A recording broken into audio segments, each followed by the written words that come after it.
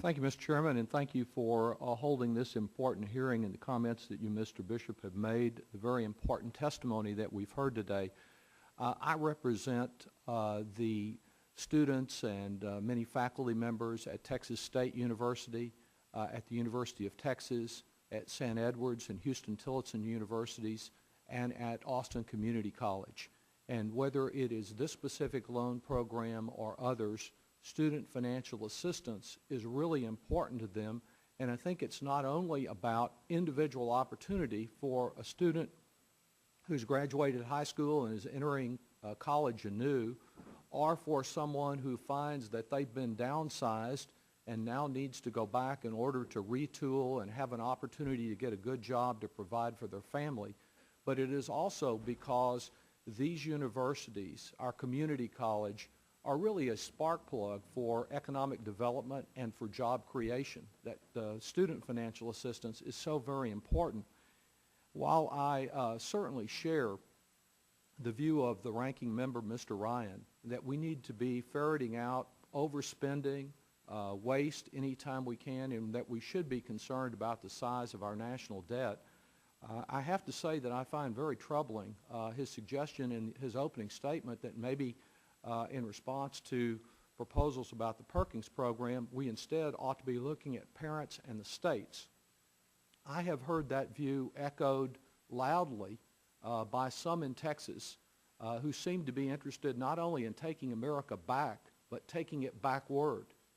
If parents could shoulder all of these responsibilities, we wouldn't have had these loan programs set up by President Eisenhower and others on a bipartisan basis back in the 50s.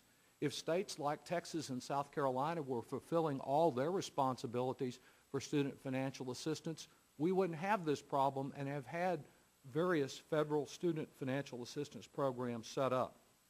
I want to ask you, each of you, your feelings about the wisdom of just terminating not only the Perkins program, but all student financial assistance, as some have suggested, what the effect of that will be if we eliminate the federal role and just leave it to the states and the parents. States already suffering huge budget deficits. In fact, most of the state institutions are facing budget cutbacks from the states. They're not receiving the same level of funding that they did in previous years. And that puts a great financial burden on the institutions themselves, and that indirectly affects the students of the future. Financial aid has been a cornerstone for 50-some years in this country and have created opportunities for disadvantaged students financially to have an education, to get an excellent job, provide an excellent salary, and those individuals pay taxes. And as Congressman Spratt mentioned in his opening statement, there is a difference between those who don't have a college education and those who do. And obviously, the more that you earn an income, the greater the tax base. I think, you know, the Perkins loan program and the other programs needs to remain as a viable alternative. There's no longer these wells that these colleges and, I mean, these parents can tap into to help pay the tuition of their children. Years ago, if they weren't eligible for financial aid or to help support the financial aid process, they would tap into their equity lines. They would tap into their 401ks. The average American citizen right now, their 401ks are down substantially. There is no equity in their homes anymore, so they really don't have the resources to pay the full cost of tuition.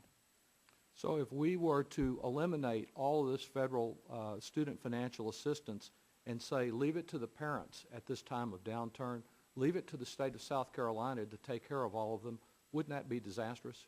It would be disastrous for this country. The president has made a statement that education is important. That's one of the focuses of his term. And to revert back and not be able to support the students of today and the future would just be disastrous. Vice President Bowder, what would the effect be in Maryland if we did that? Well, the state of Maryland has cut back their state support significantly over the last 3 years in order to balance their budget. So it would definitely be disastrous. You know, it's an investment in students and it's an investment in the economy. Students know that when they're entering the door and 4 or 5 years later when they graduate, they're more than likely going to get a better job. they're going to have a higher income, they're going to spend more. And so it actually is, education actually is an investment in the economy in the long run. And so I can't imagine if there was no federal aid, the number of students who would not attend because they could not afford it. I mean, right now we have over 1,100 auto zero EFC. It's poverty level students. The parents earn less than $30,000 a year. Poverty level students who are attending the University of Maryland, that it's going to change their life. It's a pathway to a different lens than what they've had as a child. And so without that funding that they have, they're not going to be going to college. They're not going to get the career that they've been looking for. And I heard criticism also in the ranking member's opening statement of our successful efforts this year to see through the direct loan program that more money went to the students, as well as, by the way, to reduce the deficit and less into the hands of the Wall Street banks. But when we talk about student financial assistance, we're not just talking about people at the poverty level, though I know that may be the focus of this Perkins program.